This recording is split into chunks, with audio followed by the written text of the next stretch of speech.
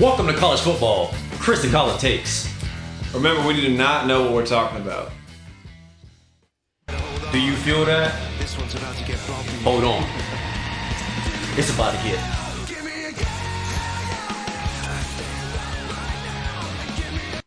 You know what I just realized?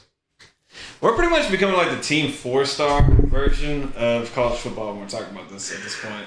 Honestly. And it's kind of weird that Hillman, the guy I used to work with, the taller black guy, Yeah. he actually did voices for them. You know that, right? I didn't even know that until he literally played it one time at his house when I was drunk and everything. And I was like, holy shit, that is actually you. He was in that stuff. All right, but let's get back on topic. We have Florida and Utah. Yeah. What do you think about it, buddy? Man. Florida. I had hopes. Utah didn't have a starting quarterback. But Florida, you did it to yourself. How you feel?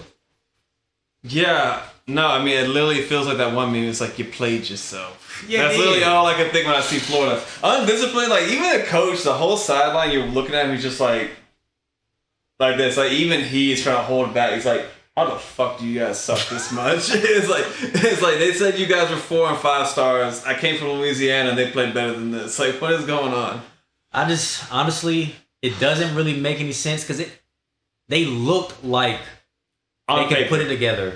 No, and on some of the drives looked like good drives. They look like potential drives, and then just I guess it's a lack of composure or just sticking to it or just following through. Something they're missing, just something to get them over the hump. Because every time they were right there to get over that hump against Utah, it was up. It was up every time.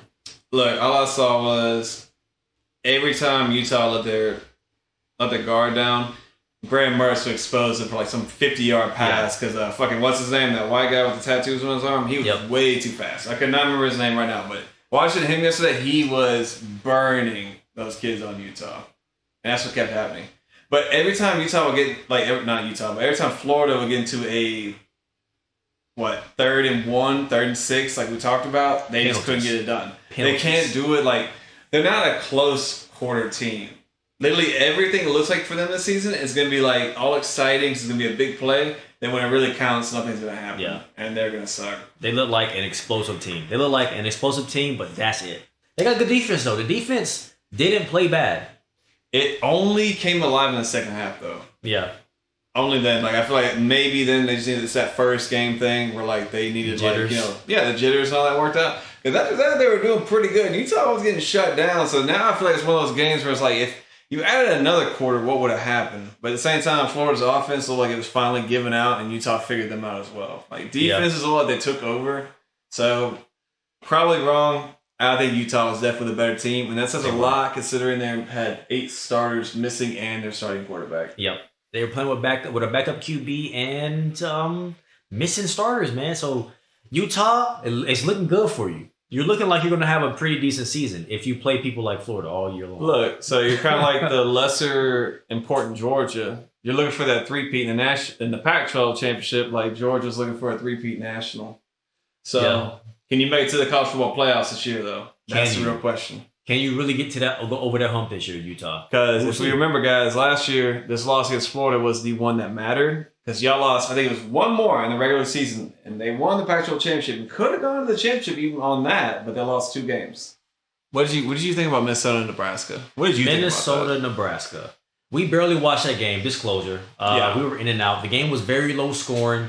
Wasn't very eventful. I mean, we don't only watch games that are crazy games, but I still was on the clock at the time, so I was in the office, outside of the office, working and stuff.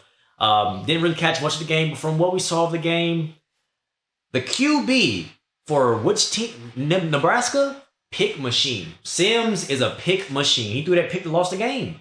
Yeah, no, that was his. What was it? He threw 4? 3. I believe it was 4. I thought it was 4. 3 or 4. I thought. Oh wait, no, you're right. It was 2 early on until we started watching. It was the third one that mattered the fucking most. I was like, no way, you just threw that button. Pick machine. Oh my god, like he never looked. Like he knew from the start. He knew who he wanted to throw it to, and that safety just stared him down. Like, why don't you move your eyes? Like you're staring right at me pretty much at this point. You're staring right at where you go throw that ball at, man. And it's just I mean, but honestly, after that touchdown grab, and it honestly seems like we only watched the highlights from that game, but we did. We actually watched the game. Yeah, we watched the final 5 minutes. Yeah, that touchdown, the toe drag, the body control, they put that toe on the ground and drag it and keep the ball in the hands. That was an amazing catch. At that point, I wanted them to win, and when they got that turnover, I was like, "Hey, it's nothing but God." Well, I mean, God was like, "I'm not letting all your efforts go to waste." You feel me? Yeah. Well, my big thing about both those teams is I like Minnesota because they've been like rising, like they've been getting better and better. Yeah. Like over the last like 6-7 years and all that. Usually they're like bottom of the pack and all that. But they broke it and had like 10 wins like 3 years ago, and I'm waiting on them to do it again. I think they keep getting 8 or 9 now. Mm-hmm. But they're a good team. But I feel bad for Nebraska as well because this is first year under Matt Rule. And it's more of the same, but not quite because it's a different coach. But that is the 7th game that was decided by less than 3 points from last season. And then the season opener with a new coach is decided in less than a minute by 3 points again. Bro, if I was a Nebraska fan, I would literally have just like literally walked out and just like jumped into a lake. Like just drowned. And swam? Because like, no, I would have drowned. I would have just stayed under and be like, you know what? 2 head coaches, bro, I'm good. By less than 3 points, I'm out. Because think how tough this is. Nebraska is one of the all-time winningest programs in college football. I did not know that. And yet, they, for the last 11 years, since they fired what's-his-name, because he was an aggressive asshole in public, but he was a decent coach, but he could never get past 9 wins. Yeah. They have been bad since about 2004, and ever since they moved to the Big 12, it only ever got worse. They lost their pipeline connection, so the recruiting got worse over time. And then it's just like the identity of the school itself was lost. That went from defense and good offense to now they have no defense and the offense barely works in today's time.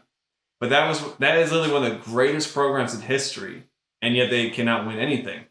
I bet if they were independent, maybe they could do what Notre Dame does and get blown out in every championship because you don't play nobody. Yeah. And still be a historic school.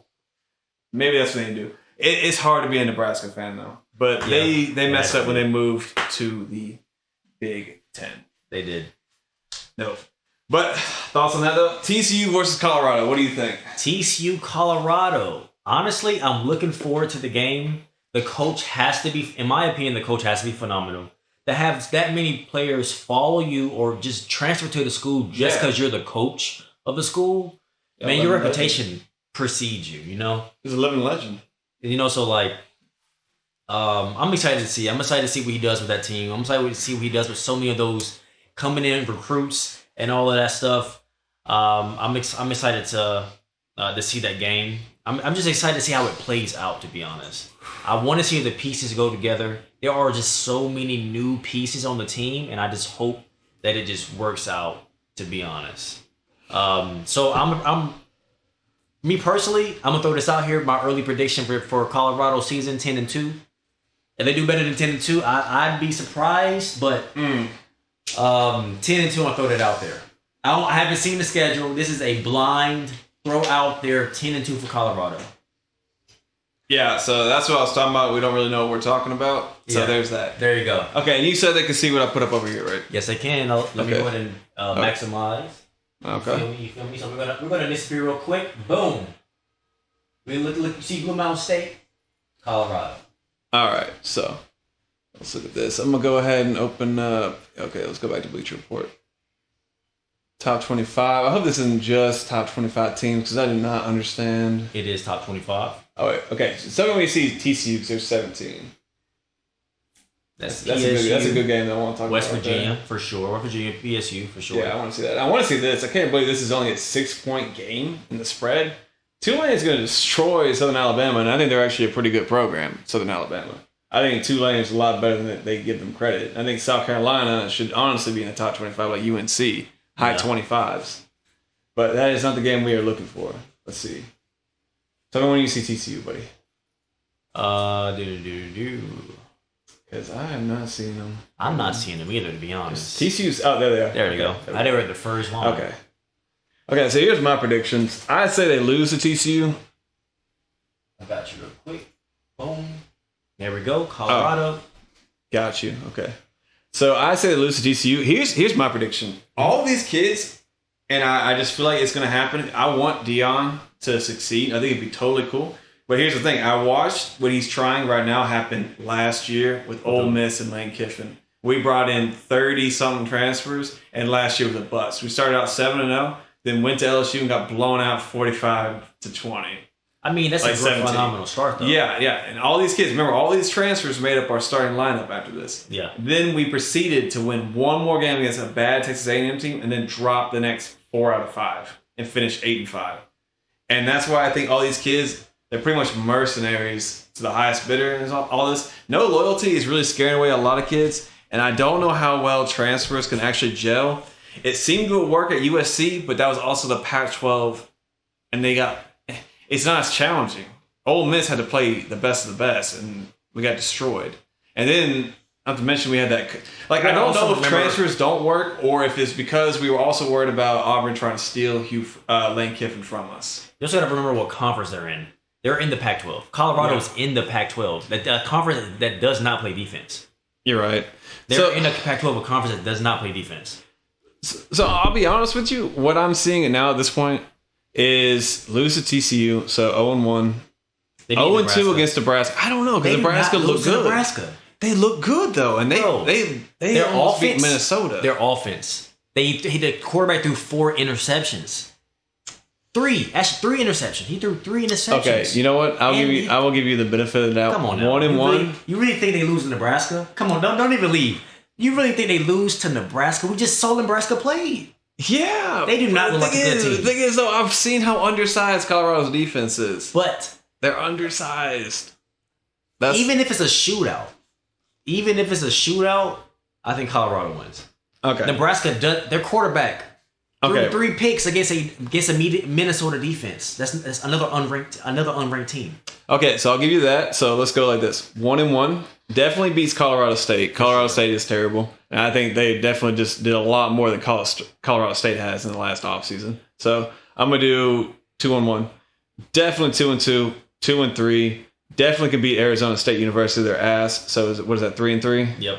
Stanford, it's such a toss-up. Stanford is really not even that good. They get top talent, and they still suck every year. Ever since Andrew Luck, they've kind of been an ass. It's 10-3 because aren't there 13 games in the season? So wait, or 12? That's 12. So this is 3-3. I would say, you know what? Fuck it. 4-3. Be generous. 4-4. 4-5 because I actually think Oregon State's good. 5-5. Is UCLA supposed to projected to be good this year? UCLA? Yeah. Oh yeah, no, we lose to UCLA. So what was I on? 4-5, right? Because I'd say you're at 4-4. Okay. Or did you say they lost? You expect them to lose to Stanford? How bad? No, I said they beat Stanford. They beat Stanford. So it should be 4-4 then. Yeah. At UCLA. Okay, so wait, 1-0. I mean, 0-1, 2-1, 2-2, 2-3, 3-3, 4-3, 4-4, 4-5, 5-5. And these ones are kind of tricky. Definitely 5-6. I would say this one could definitely be a win. So I'd say he has a high chance of going 6-6 easy first season. I think that's incredible. Think about it. They won 1 game last year. You think a bowl game after going 1-11 is not a big jump first year? I'm still keeping what I said. Okay, that is totally fine, but I'll be more reasonable, bro. First year turnaround, going to a bowl game after going 1-11 is actually a pretty big deal. I might go 9-3. I might go 9-3. I do see them possibly losing 3 games. Okay, that would be. I see them losing to. They could possibly lose to TCU. The game's a toss up to me. Regardless, if they beat TCU, I only see them losing to USC. Possibly Oregon. Oregon is just such a toss up. I love watching Oregon. The Oregon Ducks back in the days with their crazy offense, but their defense is horrendous every year. Their defense is so trash, and their offense isn't even that good anymore. So I honestly could give them the Oregon game. The only 2 games I see them definitely probably losing are USC and Utah. The two top teams in the conference. USC and Utah are the only 2 teams I see really beating them this year. And this, what we just looked at, I only see USC and Utah beating them.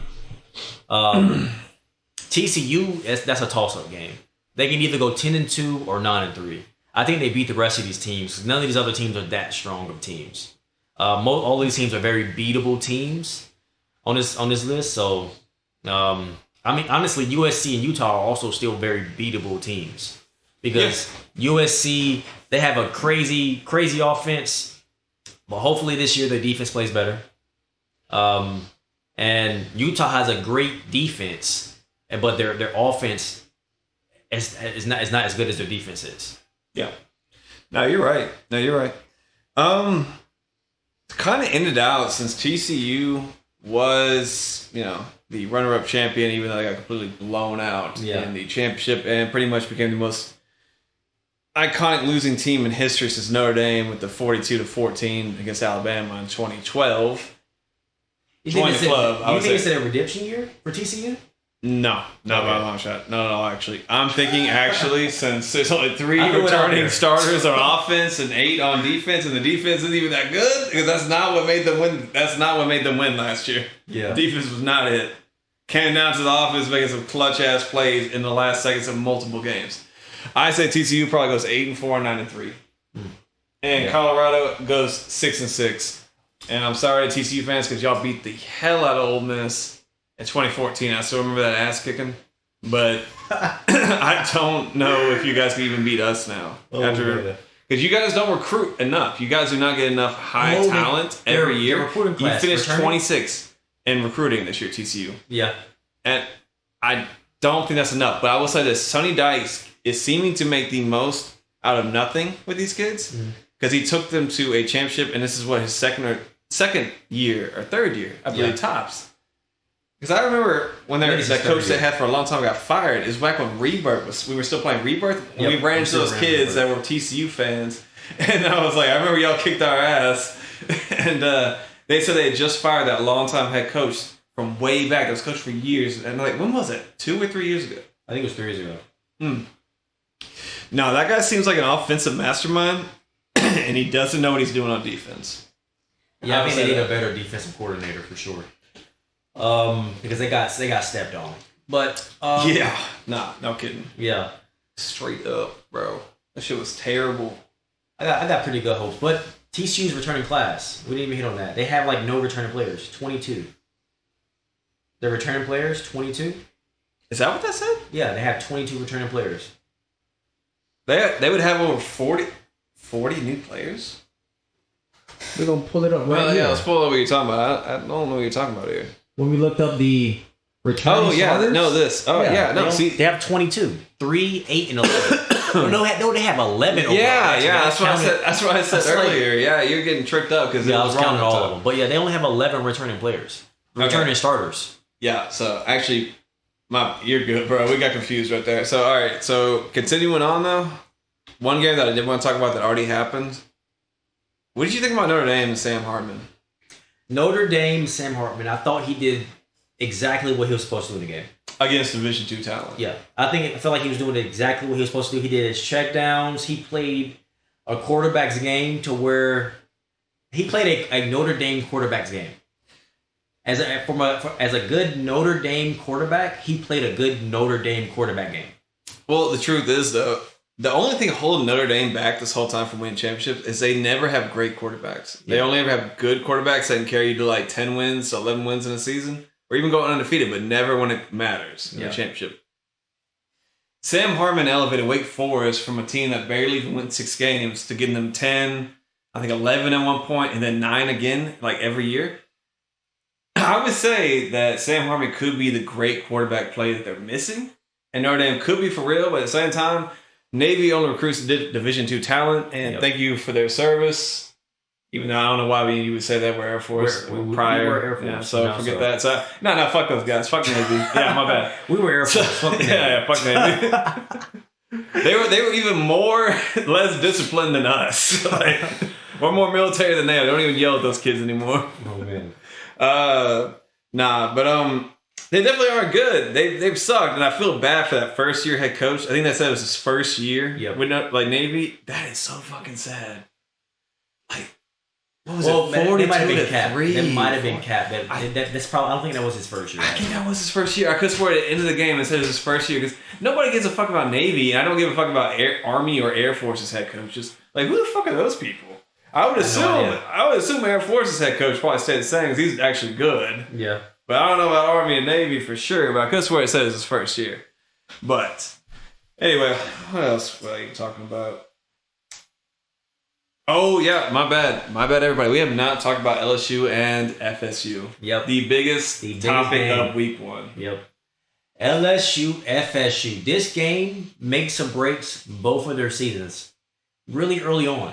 And as an Ole Miss fan, I hate both of them so much. So much. And for different reasons as well. Yeah. Different reasons. They both have reasons why I feel like they should not exist. Yeah. And my little brother's a Florida State fan. Really, really sent me forever. Like, all right, continue. You know, talk about it. So, Florida State, LSU. I actually enjoy watching LSU. They're always a sleeper team. They're always a sleeper team. So you never know if they're going to be good or not. Wait, you said LSU or LSU? LSU. Okay. You never know if they're going to be good or not, or win their division or not. And they always play well enough to almost win, but rarely do they actually finish and actually get the win. So that's why I like to support LSU because I just want to see them follow through. You know, I would say they always rotate between the 3rd or 4th greatest program from the South. And maybe even 2, because I can't count them as 2 anymore because Georgia's won 2 national back-to-back championships, and they're probably going to win 3 this year straight. Like, that's actually going to be a new record. Alabama didn't even do that in peak Saban era. Nope. Didn't even do that. Kirby would probably go, like, if he wins 3 in a row and gets a 4th, say like a 4-peat, or even if he lost 2 years in a row then won a 4th one, he's already 1 short of Nick Saban, or is it 2 short of Nick Saban? I think he has 6 now. That is insane. No, he's got 6 national championships. He won 1 with LSU and 5 at Alabama. That is insane.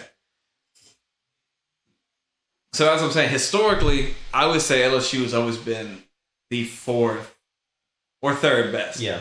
And the only reason why I say 3rd is because even though I hate them, Tennessee does deserve respect, and they did win a few championships back in the day. Yeah. And Florida, and that's another one. You got to put in Florida there. But if you don't count recently and you go off of recency, I would say LSU is the 3rd best team historically in the SEC, and then I put Florida, and then I put Tennessee. And after that, I'd have to recheck championships because I don't even know anymore. Yeah. All I know is Ole Miss has 3, and we ain't won 1 since I was alive. But Florida State University had one in 2015? Yeah, they beat Auburn. Yes. And I hate Auburn with a passion as well. Damn, I'm literally all these times we talk to our fans here, it's gonna be me literally hating on everybody in the SEC for different reasons. Team, even literally, it's gonna get to the point where I'm gonna do my hate moments and everything. It's just what I don't like about every team in specific. And then I'm gonna end it on my own team. Stay tuned for college hate. We'll do that. It's gonna be hateful. I'm gonna try and start shit between every fan base. But Florida State, okay, actually getting into the game, I think LSU is probably the better team. Overall talent, and Brian Kelly, I hate to say it, he is a better coach than Norvell from Memphis. I hate to say it. And he's actually a good coach. It is really weird that he took so long to get Florida State into the position they're in now after all these years. I just thought maybe he was going to get fired after last season if he did bad, and then he turned it around, and now everybody has college football playoff intentions for Florida State. It's crazy how fast people expect you to win the college football championship. Yeah, and then look at how it started when these two played first week last year. Everybody thought LSU was going to be shit because nobody wanted to trust Brian Kelly. They said, you can't win at Notre Dame, you're not going to win at LSU. Yep. Florida State, they're like, oh, this is the make or break a year for you, Mike. He won that game, and then he won 9 games that season. Or what was it, 10, I think? I can't even remember. But now, look at both of them. Since then, LSU beat Alabama. Went to the SEC championship. Now they're trying to say they're predicting to beat Alabama again. Florida State's predicting to beat North Carolina and Clemson if it comes down to it. And we get both these teams fighting out in week 1. Crazy. Yep. But am I saying, and I'm going to let you say what you think, I think LSU is the more talented team with a better coach and with a potential Heisman quarterback. I've seen Travis over at Florida State crumple too many times. against elite talent Yeah. and just not really being able to cut it. So I take LSU by more than 3. Yeah, I can take. I'll take LSU by 7. I'll take LSU 7. Yeah, see, that's reasonable. Like, I'm not saying Florida State's gonna get blown out. That's not happening. I think LSU wins it, but it's close. I think it's a great game. I think it's gonna be the best game. Yeah, I think LSU wins by maybe like a touchdown. Yeah, I'm taking them. But I think it'll be a pretty good game. And the reasons why I hate Florida State, obviously, is you guys steal recruits from Mississippi all the time. And LSU, obviously, because you're Louisiana. You're right next to us. Like, that's why. I'm excited for this weekend. This weekend's games are exciting. We do have a lot more content coming up. We will be going over the top 25 Collins hate list. Oh, yeah, for sure. And just the matchups for the year. Just this year for college football is exciting because this is the last year before these teams and these conferences disappear.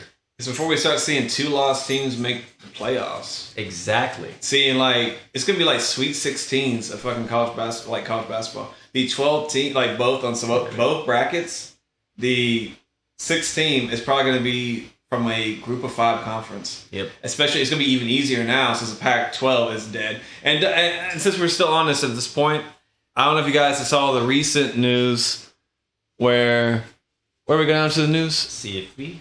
CFB. Yep. Okay, we got to click on that actually before we get off here. Oh, news. Which one? Yeah. My bad, y'all. I'm kind of stupid. Where was it? Okay, yeah, this one. So I don't know if you guys saw this one. Oregon State and Washington State are trying to rebuild the Pac-12 despite Exodus. So I don't know if you guys saw Stanford and Cal are going to the ACC. So I propose that instead of it being the Atlantic Coastal Conference, it needs to be the American Coastal Conference now. I am stealing that from somebody I saw on the internet, though, so do not say I made that up. But it made perfect sense to me. It made perfect sense to me. So credit to that guy, whoever he was on Bleacher Report. But these two have historically been the bottom of the Pac-12. They are. Besides Colorado, because, they haven't been good since Big 12. Man, for that, really. But, yeah, I don't see this happening. Like, they can rebuild the Pac-12, sure, but it's not going to be a Power 5. If you're stealing from the Mountain West, they're talking about taking Boise State, sure, they're good. Don't get the recruiting to be a Power 5. Same with San Diego State, Utah State, all these schools. They're good schools and they have good years, but they're no Power 5. They're not beating anybody in the SEC or the Big Ten, and probably now not anybody in the Big 12, unless they played them before they left the Pac-12. So that's all I got to say about that. Baker, your last thoughts, and then I'm done for the day. Clocking out? We're finna clock out. My last thoughts, honestly, I'm excited for the season. This season seems exciting to watch. All the matchups are really good this year. There are new coaches everywhere. The teams are like completely different. And the way that people can join teams is kind of like exciting. I mean, there is no loyalty. There is no loyalty out here no more. But only the fans now. Yeah, it just I mean, it just kind of adds a different element to college football, So I mean, it's becoming what it's always been. It's literally minor league football. Yeah. Like it's always truly been, and now it's just out in the open. Yeah, it is. But I'm excited, and I'm excited to see how these teams do. I got a couple teams I'm on the lookout for. But y'all find out in the next video. We gotta do that. Yeah, that's true. We'll be on Sunday morning. Well, Sunday afternoon. Check for Sunday. We will be dropping an after the games. We will be going over all the games from Saturday and from this week for a recap and our projections. You feel me? So see y'all on the next video. I hope you enjoyed, and we'll see you next time. And I guess my only thing to say is just remember, we don't know anything, guys, because this is actually week 1. After that, we'll have a good idea. Nobody knows anything in week 1, not even the professionals. So we definitely don't. But anyway, it was great doing this, and I can't wait to see you guys next time. Y'all have a good night. I hope you enjoy Saturday and you have fun watching the games. Peace.